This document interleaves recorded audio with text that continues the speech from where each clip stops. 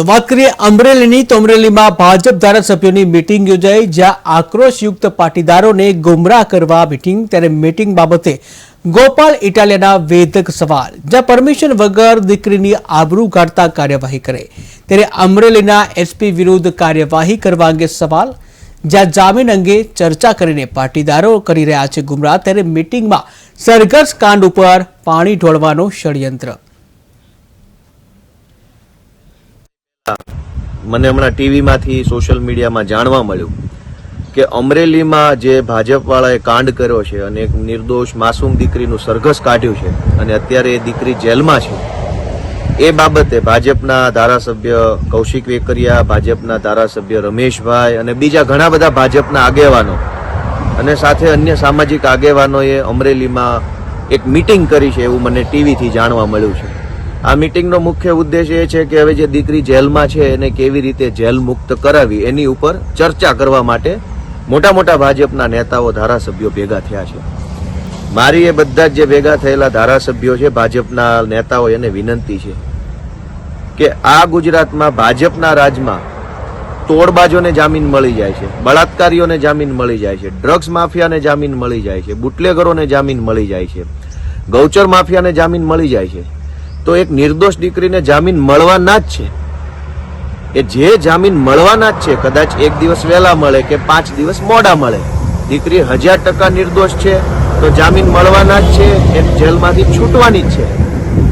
એટલે આવી મીટિંગો કરી સમાજની આંખમાં ધૂળ નાખવાને, સમાજને છેતરવા અને ભીનું સંકેલવાની કોશિશ કરવાના બદલે જે ભાજપના નેતાઓ મીટિંગ કરી રહ્યા છે, કૌશિક વેકરિયા અને બીજા ભાજપના નેતાઓ, એને ખરેખર જો પાટીદાર સમાજ પ્રત્યે ચિંતા હોય, દીકરીની આબરૂ ઉછાળે એના પ્રત્યે ચિંતા હોય, તો મીટિંગમાં તમે એવી ચર્ચા કરો કે અમરેલીના એસપીને શું સજા કરવી અને જે સરઘસ કાઢનાર જે કોઈ પીઆઈ પીએસઆઈ છે, તપાસ અધિકારી, એને શું સજા કરવી એની ચર્ચા કરો.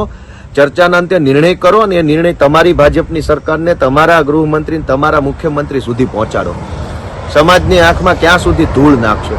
એક દીકરીની ઇજ્જત ઉછાળ્યા પછી તે તમને સહેજે લાજ શરમ જેવો છાંટો નથી કે જેલ મુક્ત કરાવવાની મીટિંગ? અને મીટિંગમાં કોઈ વકીલ તો છે નહીં.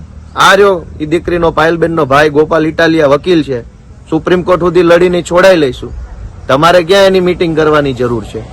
તમે મીટિંગ એ વાતની કરો કે કચ્છના એસપીએ ભાજપની દલાલી કરી છે અને બેન દીકરીની જાહેરમાં ઇજ્જત ઉછાળી છે. અમરેલીના એસપીને શું સજા થવી જોઈએ? જાઓ, જઈને મુખ્યમંત્રી સુધી રજૂઆત પહોંચાડો. તમે ભાજપના ધારાસભ્યો છો.